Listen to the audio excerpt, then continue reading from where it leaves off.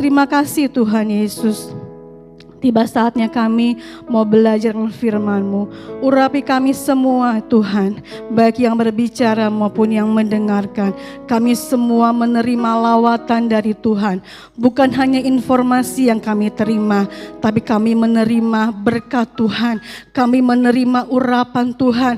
Kami menerima lawatan dari Tuhan. Terima kasih Tuhan Yesus.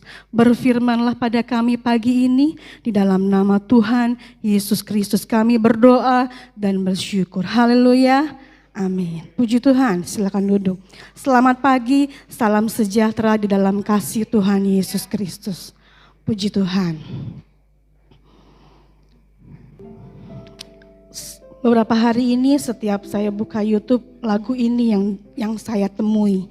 Ujilah aku Tuhan. Saya bingung juga kenapa lagu ini, dan pagi ini juga pujian ini, ujilah aku Tuhan. Ada seorang yang berkata, saya gak berani nyanyi lagu ini. Saya gak bilang uji aku Tuhan aja, ujian terus datang kepada saya. Tapi ketika Daud dia menuliskan Mazmur ini, Daud tidak sedang dalam situasi yang baik-baik saja.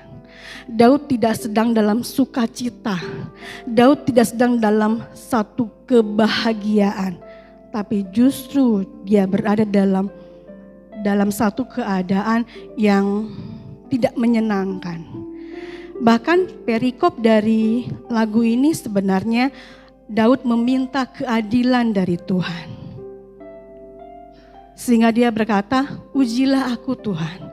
Meskipun orang lain mencemooh aku, meskipun orang lain tidak menyukai aku, meskipun orang lain melakukan hal yang tidak menyenangkan aku, meskipun orang lain menyakiti hati aku, ujilah aku Tuhan.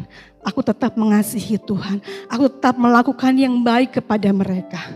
Itu yang Daud katakan. Itulah salah satunya kita menjadi berkat.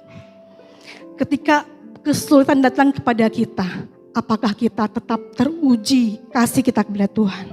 Apakah cinta kita kepada Tuhan tetap teruji atau perlahan mulai undur dari Tuhan? Apakah ketika orang menyakiti kita, kita balas menyakiti mereka? Apa tetap menjadi berkat buat mereka? Dan pujian ini berkata, ujilah aku Tuhan, aku tetap mencintai Tuhan. Saat ini, pagi ini, tema kita adalah kehidupan yang menjadi berkat.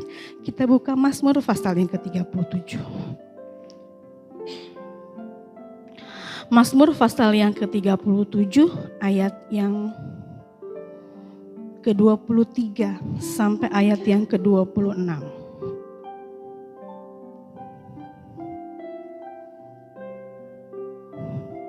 Mazmur pasal yang ke-27 ayat yang ke-23 sampai ayat yang ke-26, sama-sama kita baca 2 ayat yang ke-23.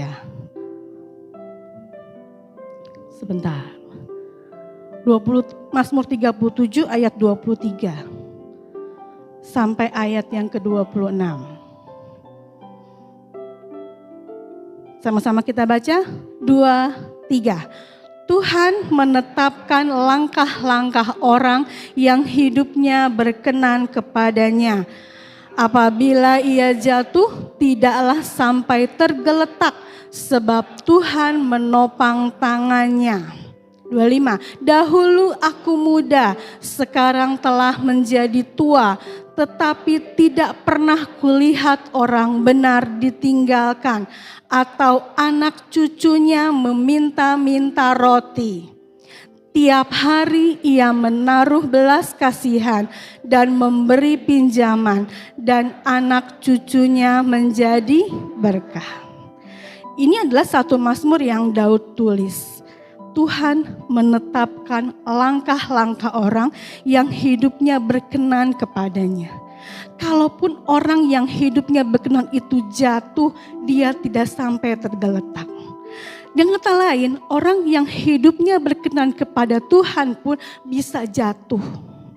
Tetapi kalaupun dia jatuh, dia gak sampai tergeletak karena tangan Tuhan yang menopang tangannya. Kemudian ayat yang ke-25 dikatakan, dahulu aku muda, sekarang telah menjadi tua. Aku bukan saya loh. Ini katakan Daud.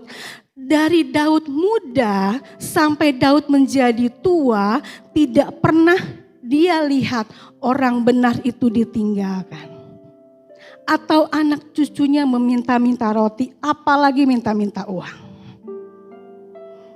Dari sejak Daud muda sampai dengan menjadi tua, Daud melihat bagaimana penyertaan Tuhan kepada orang benar. Bahkan tidak hanya orang benar, tapi sampai keturunannya pun anak cucunya tidak pernah meminta-minta. Pertanyaannya adalah, apakah kita orang benar? Ayat yang ke-26, tiap hari ia menaruh belas kasihan dan memberi pinjaman dan anak cucunya menjadi berkat. Kenapa hilang-hilang? Anak cucunya dikatakan menjadi berkat. Bukan hanya orang benarnya yang menjadi berkat, tetapi juga keturunannya menjadi berkat. Dari ayat-ayat ini kita melihat bahwa seorang yang benar itu tidak pernah ditinggalkan oleh Tuhan. Bahkan bukan cuma dia yang diberkati dan menjadi berkat, tetapi anak cucunya pun menjadi berkat. Setiap orang sebenarnya punya kecenderungan, punya dorongan dari dalam hatinya untuk berguna bagi orang lain. Benar? Bukankah kita merasa senang kalau kita bisa memberi kepada orang? Bukankah kita merasa senang kalau kita bisa berguna bagi orang lain? Oh, kita tanya, anak kecil, mau jadi apa nanti kalau sudah besar? Jadi dokter.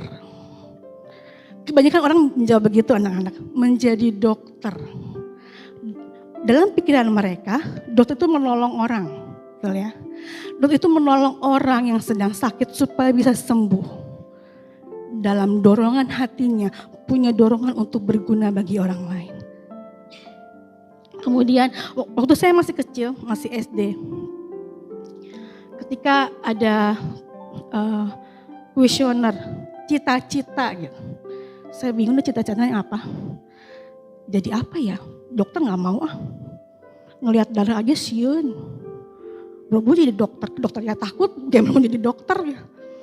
Kemudian saya lihat tetangga, teman sebelah, cita-cita berguna bagi nusa dan bangsa. Ada yang pernah nulis begitu cita-citanya? Banyak kan saya lihat teman lagi, tulisan sama, berguna bagi nusa dan bangsa. Saya tulis juga itu, berguna bagi nusa dan bangsa. Meskipun gak tahu artinya apa itu. Cuma tulisannya berguna bagi nusa dan bangsa. Setiap orang punya kecenderungan untuk berguna bagi nusa dan bangsa. Berguna bagi orang, bermanfaat bagi orang. Dulu waktu saya ngajar di Dorcas SMA, saya pernah nanya seorang anak. Semua saya tanya sama masing-masing, kamu cita-citanya apa? Setelah lulus SMA kamu mau kemana? Mau kuliah di mana atau mau kerja di mana? Nanti jadi apa? Seorang anak saya masih ingat, dia menjawab mau jadi perawat. Kenapa menjadi perawat? Dengan sambil tersenyum dia berkata, supaya nanti jodohnya itu dokter. Karena kan deket-deket sama dokter. Jadi perawat nanti jodohnya di dokter. Yang benar saya bilang. Dia bilang enggak lah Ci, saya mau menolong orang. Tapi kan perawat itu enggak enak loh. Mandiin yang sakit, cebokin yang sakit. Gantiin baju, bersihin. Terus kalau ada kecelakaan darah semua di mana-mana. Justru itu menolong orang yang sakit itu kerinduan saya, dia bilang. Dan akhirnya betul dia menjadi perawat. Waktu dia WA minta surat keterangan gereja bahwa dia sudah dibaptis dan mau menikah, saya bilang, dokter nih calonnya. Bukan Ci, Tidak apa-apa, yang penting dia hati dan hidupnya benar-benar Kristen. Semua orang cenderung untuk berguna bagi orang lain. Semua orang ingin menjadi berkat bagi orang lain. Kita buka tadi ayat yang dibaca oleh kur anak-anak. Amsal pasal yang ke-29. Ayat yang ke-17.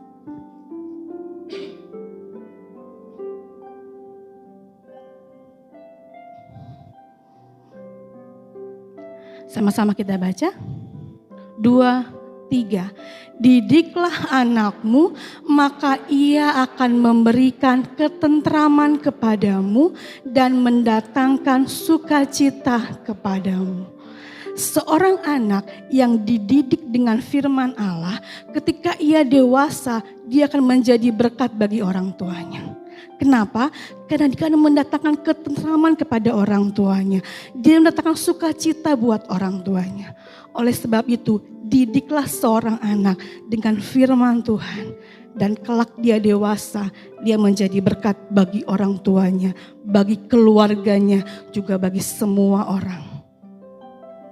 Nah, keluarga yang diberkati dan menjadi berkat. Kalau kita kembali ke Mazmur tadi, Mazmur 37.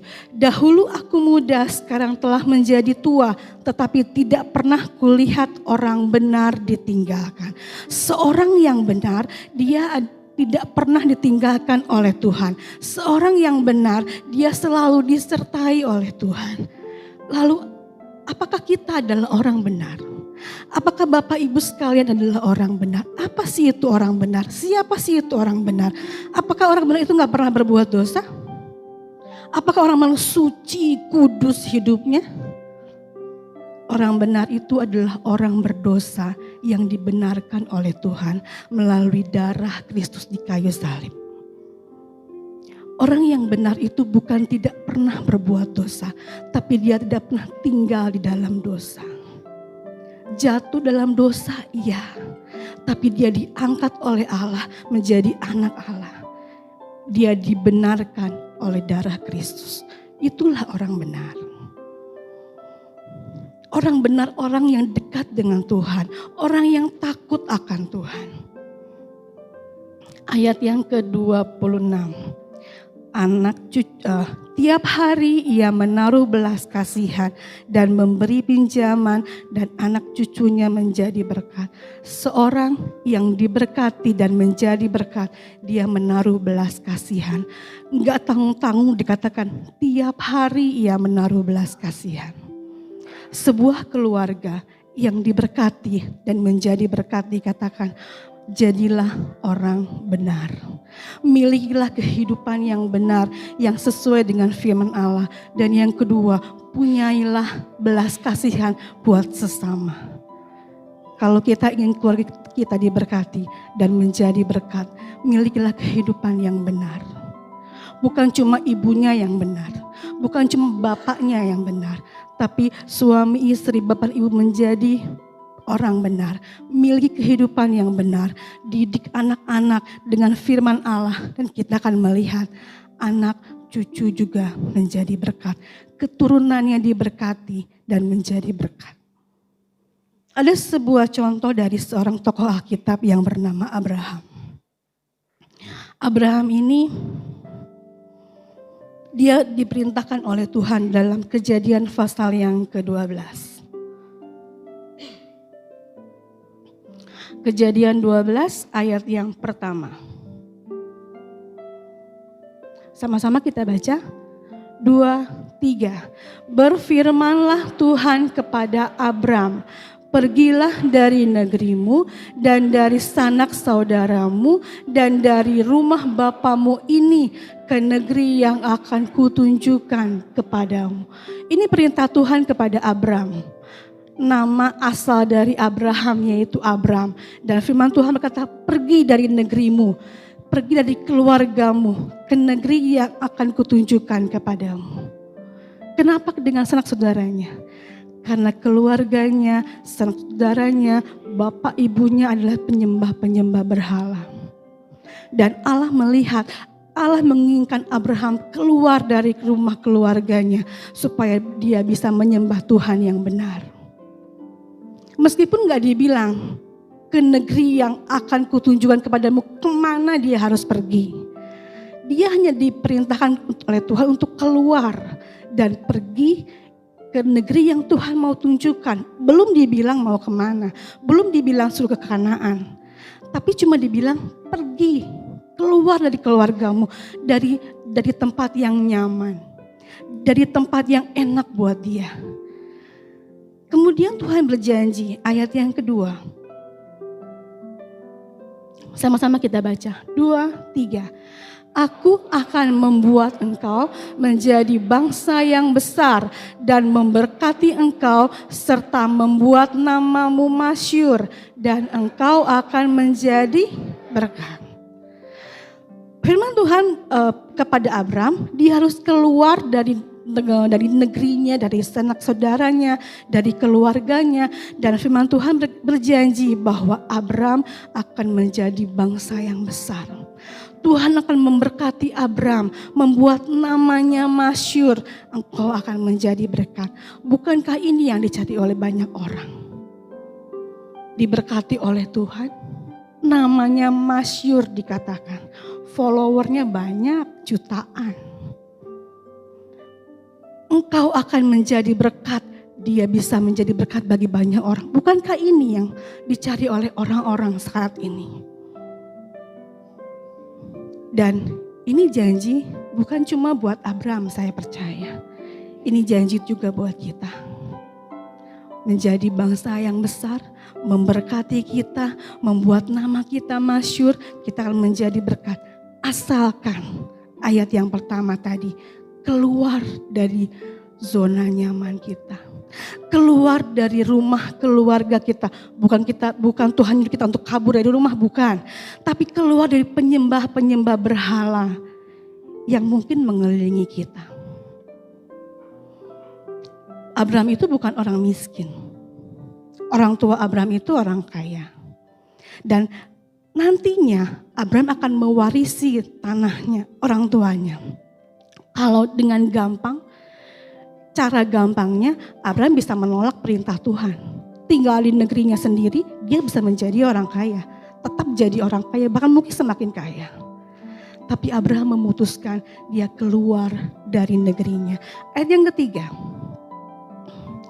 Dibaca lagi, 2, 3. Aku akan memberkati orang-orang yang memberkati engkau dan mengutuk orang-orang yang mengutuk engkau.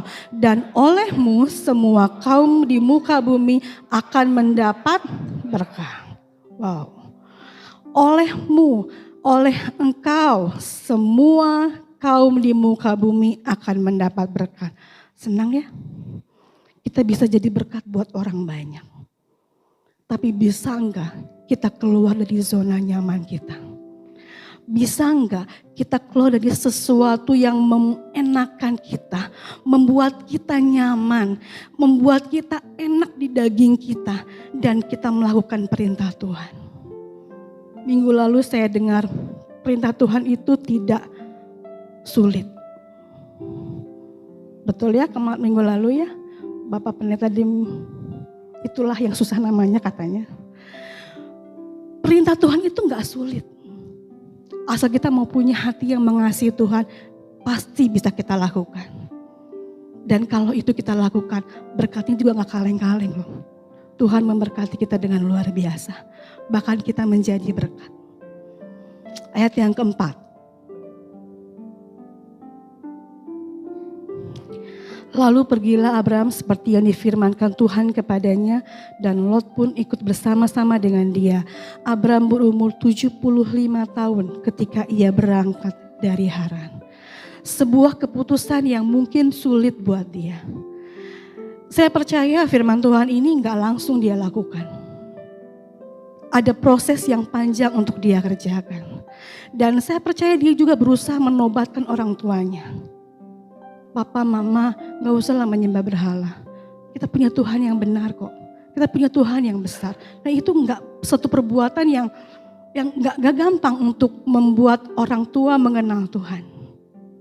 Tetapi Abraham, dia memutuskan juga meninggalkan keluarganya, meninggalkan orang tua yang sudah membesarkan dia, mengikuti Tuhan yang menurut dia benar. Satu berkat yang langsung dia terima, ayat yang ke-7. Ketika itu Tuhan menampakkan diri kepada Abraham dan berfirman, "Aku akan memberikan negeri ini kepada keturunanmu." Maka didirikanlah di situ mezbah bagi Tuhan yang telah menampakkan diri kepadanya. Satu berkat yang luar biasa yang Tuhan berikan buat Abraham, yaitu apa? Tuhan menampakkan diri kepadanya. Tuhan menyertai dia. Meskipun dia tak keluar dari keluarganya ke negeri, satu negeri yang belum dia ketahui kemana, yang belum dia tahu ke arah mana dia harus melangkah, tetapi katakan Tuhan menyertai dia. Berkat tidak selalu identik dengan harta, dengan uang, dengan ternak yang banyak, tapi penyertaan Tuhan, perlindungan Tuhan itu pun berkat yang indah buat kita, berkat yang luar biasa buat kita. Tuhan menyertai kita bukan berarti kita nggak ada rintangan, kita nggak ada halangan, tapi percayalah Tuhan tetap menyertai kita. Dalam segala keadaan Tuhan menyertai kita. Dan dia menjadi berkat bagi banyak orang. Kita baca kisah selanjutnya, dia menjadi kaya, menjadi sangat kaya di tengah-tengah orang-orang yang tidak mengenal Tuhan. Dia menjadi berkat. Bukan cuma dia, keturunannya pun menjadi berkat. Abraham, Ishak dan Yakub menjadi orang-orang yang kaya dan menjadi berkat. Kita akan belajar dari seorang yang bernama cicitnya Abraham. Cicitnya Abraham yang bernama Yusuf. Bapak Ibu kenal? Seorang yang bernama Yusuf. Yusuf ini adalah salah satu anak dari Yakub. Anak yang sangat dikasihi. Pada umur 17 tahun dia bermimpi bahwa berkas yang dia miliki disembah oleh berkas saudara-saudaranya dan berkas orang tuanya. Kemudian mimpi yang kedua, dia bermimpi bahwa dia disembah oleh 11 bintang dan matahari dan bulan. Menggambarkan bahwa saudara-saudaranya, ke-11 saudaranya pun dan orang tuanya tunduk kepada dia. Berumur 17 tahun. Kemudian apa yang terjadi? Yakub memberikan sebuah jubah yang sangat indah buat Yusuf. Dan saudara-saudaranya tidak senang, iri. Mengambil jubah itu, kemudian Yusuf dijual ke orang Mesir. Yusuf pun menjadi budak. Kita bayangkan, dia mendapat mimpi bahwa disembah oleh saudara dan keluarganya, tapi justru dia dijual oleh saudaranya dan menjadi budak. Apa budak dipuji oleh orang? Apa budak dihormati oleh orang? Tidak. Budak itu lebih rendah daripada pembantu. Budak itu gak punya hak. Tetapi apa yang terjadi dalam kehidupan Yusuf? Kita buka Kejadian pasal yang ke-39.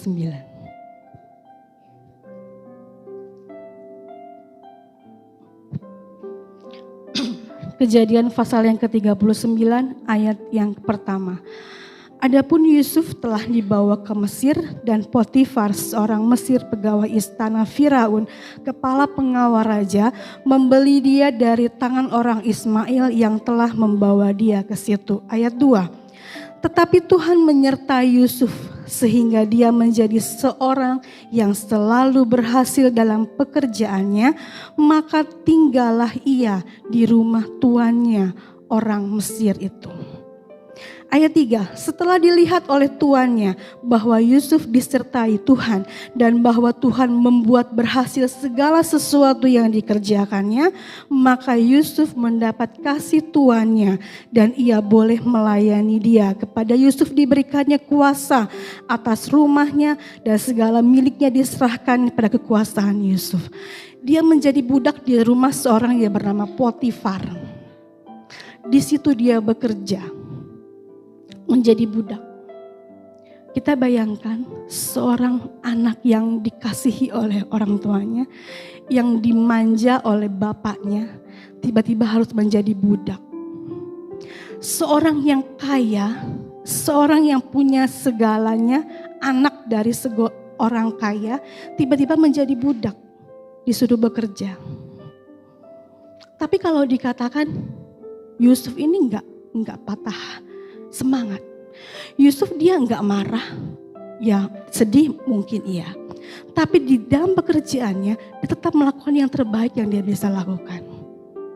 Sehingga orang-orang Potifar dan yang ada di dalam rumah itu masih bisa melihat bahwa meskipun dia seorang budak, Tuhan masih menyertai dia. Ayat yang kelima. Sejak ia memberikan kuasa dalam rumahnya dan atas segala miliknya kepada Yusuf, Tuhan memberkati rumah orang Mesir itu karena Yusuf, sehingga berkat Tuhan ada atas segala miliknya, baik yang di rumah maupun yang di ladang. Yusuf bekerja di sana dan karena Yusuf ada di situ, Tuhan memberkati Potifar. Dengan kata lain, Yusuf menjadi berkat buat Potifar. Pertanyaan saya, apakah dimanapun kita berada kita menjadi berkat? Kita di suatu pekerjaan, apakah pekerjaan itu, apa perusahaan itu, tempat kita bekerja pun diberkati oleh Tuhan karena ada kita di situ. Tuhan memberkati orang Mesir itu karena ada Yusuf di sana. Meskipun Yusuf hanya seorang budak, bukan direktur loh. Bukan pemegang kekuasaan loh, tapi dia cuma seorang budak. Tapi seorang budak yang takut akan Tuhan. Seorang budak yang punya integritas yang luar biasa. Hari Jumat, Saudara Lani dia membawa firman. Berkat itu mengejar orang yang punya takut akan Tuhan. Berkat itu selalu mengejar orang yang hidupnya menjadi berkat dimanapun dia berada. Berkat itu adalah akibat dari apa yang kita lakukan. Orang yang hidupnya berguna bagi orang lain, pasti dicari oleh orang. Seorang pegawai, seorang pekerja, jadilah pekerja yang punya integritas, disiplin, dapat dipercaya, jujur, rendah hati. Itu menjadi berkat bagi orang, bagi tempat kita bekerja. Dan Tuhan memberkati tempat kita bekerja karena ada kita di sana. Berkat akan selalu mengejar orang yang menjadi berkat.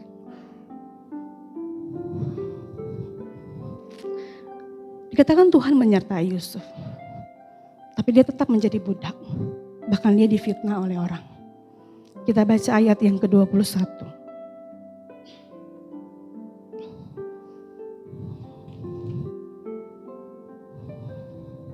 Ayat 20 dulu. Ayat 20. Lalu Yusuf ditangkap oleh tuannya dan dimasukkan ke dalam penjara, tempat tahanan-tahanan raja dikurung. Demikianlah Yusuf dipenjarakan di sana. Dikatakan Tuhan menyertai Yusuf. Tuhan memberkati orang Mesir itu karena ada Yusuf di sana. Tapi tetap dia masuk penjara. Karena apa? Dia difitnah oleh istri Potifar. Istri Potifar merayu dia dan Yusufnya tetap gak mau. Bagaimana mungkin aku berbuat dosa kepada Tuhan? Dia menolak istri Potifar. Dia lebih memilih di penjara daripada berduaan dengan istri Potifar. Sebuah integritas yang luar biasa. Meskipun dia disertai oleh Tuhan dikatakan.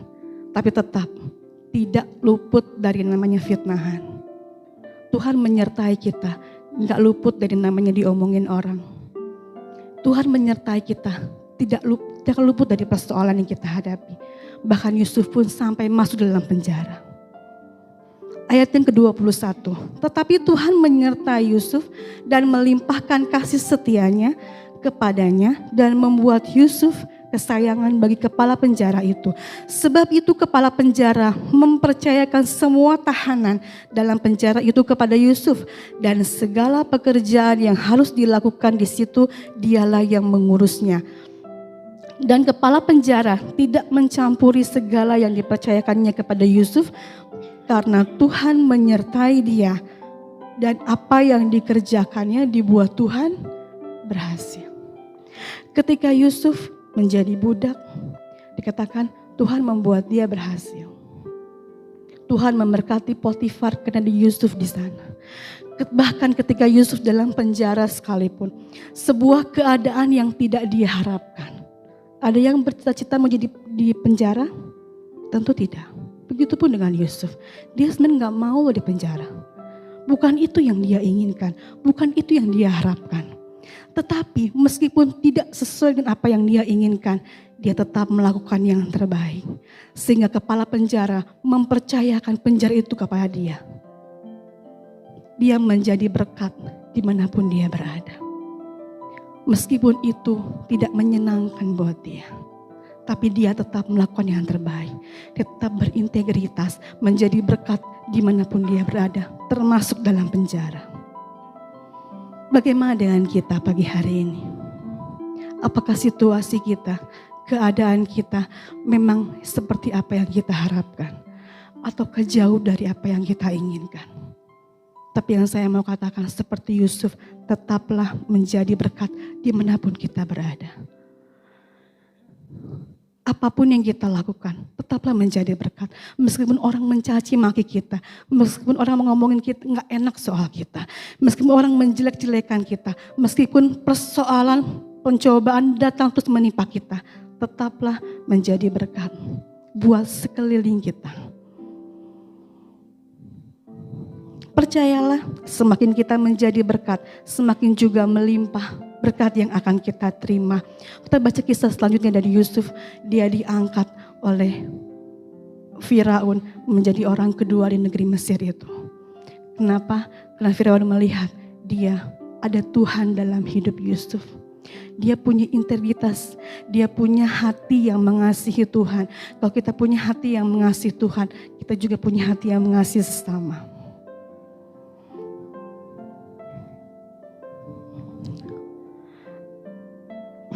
Kejadian pasal yang 40, ayat yang ke-6. Ketika pada waktu pagi, Yusuf datang kepada mereka. Segera dilihatnya bahwa mereka bersusah hati. Biasanya orang yang lagi dalam keadaan terpuruk gak peduli sama orang. Ngapain saya ngurusin orang, saya juga lagi susah. Tapi Yusuf enggak. Dia melihat dua orang, juru minuman dan juru roti, melihat mereka dalam keadaan susah. Bahwa mereka bersusah hati dan bertanya, kenapa kamu bersusah hati? Apapun keadaan kita, jadi berkat dengan peduli sama orang. Beri perhatian kepada mereka. Beda sama kepo. Kepo dengan orang yang memberi perhatian itu beda. Kepo cuma ingin tahu urusan orang, tapi enggak bantu, tidak menolong. Tapi seorang yang peduli sama orang lain, yang punya empati sama orang, dia peduli kepada orang lain, mencoba untuk menolong mereka. Mengapa engkau bersusah hati? Seorang yang menjadi berkat dimanapun dia berada, dia akan berempati kepada orang. Dia akan peduli sama orang, dengan kesusahan orang, dengan kesulitan yang orang lain punya. Berempati kepada mereka. Mari kita melihat kehidupan Yusuf, kehidupan Abraham. Abraham diberkati dan menjadi berkat. Bukan cuma Abraham yang diberkati, tapi juga anak cucunya pun diberkati dan menjadi berkat. Seperti yang kita baca hari ini, Yusuf dia menjadi berkat. Meskipun dalam keadaan terpuruk sekalipun, dia menjadi budak, dia ditahan dalam penjara, tapi dia tetap menjadi berkat. Bahkan Tuhan memberkati tempat dia bekerja, karena ada dia di sana. Bagaimana dengan kita pagi hari ini? Apakah kita seorang pengusaha mungkin, pegawai mungkin, atau seorang yang menjalankan segala macam usaha? Apa kita punya hati yang mengasihi Tuhan, hati yang rindu untuk menjadi berkat bagi orang lain, punya integritas, disiplin, jujur, dapat dipercaya dan rendah hati. Mari kita mau melakukan semua itu. Kenapa? Karena kita mengasihi Tuhan. Bukan supaya kita diberkati oleh Tuhan, tapi kita punya hidup yang menjadi berkat, hidup yang mengasihi Tuhan. Dan percayalah, berkat Tuhan itu akan mengikuti hidup kita. Berkat Tuhan mengikuti apa yang kita lakukan. Karena kita rindu untuk menjadi berkat bagi orang lain. Kita buka 1 Petrus. Pasal yang ketiga. Ayat yang ke-8. 1 Petrus pasal 3 ayat 8 sampai 9. Sama-sama kita baca. 2, 3. Dan akhirnya hendaklah kamu semua seia sekata, seperasaan, mengasihi saudara-saudara, penyayang dan rendah hati. Dan janganlah membalas kejahatan dengan kejahatan atau caci maki dengan caci maki. Tetapi sebaliknya hendaklah kamu memberkati, karena untuk itulah kamu dipanggil, yaitu untuk memperoleh berkat. Bapak Ibu memperoleh berkat? Firman Tuhan bilang, jangan membalas kejahatan dengan kejahatan. Jangan membalas caci maki dengan caci maki, tapi balaslah kejahatan dengan kebaikan. Balaslah caci maki dengan kasih, dengan perkataan yang memberkati orang. Dan firman Tuhan berkata, kamu itu menjadi berkat dan kamu akan diberkati oleh Tuhan. Bapak Ibu mau melakukannya? Ayat yang terakhir buat kita, Matius pasal yang ke-5. Matius pasal yang ke-5 ayat yang ke-16. Sama-sama dibaca. 2, 3. Demikianlah hendaknya terangmu bercahaya di depan orang, supaya mereka melihat perbuatanmu yang baik dan memuliakan Bapamu yang di sorga. Kita dipanggil oleh Tuhan untuk diberkati, betul. Tapi berkat itu bukan untuk dinikmati kita seorang diri. Kita dipanggil oleh Tuhan untuk diberkati dan menjadi berkat bagi orang banyak. Sehingga dikatakan orang-orang di luar sana melihat perbuatan kita yang baik. Bukan untuk memuji kita, tapi untuk memuliakan Bapa kita yang di sorga. Puji Tuhan, tetaplah menjadi berkat, tetaplah berbagi dengan orang lain, tetaplah menjadi orang yang mengasihi orang, yang membenci kita, tetaplah balas kejahatan dengan kebaikan.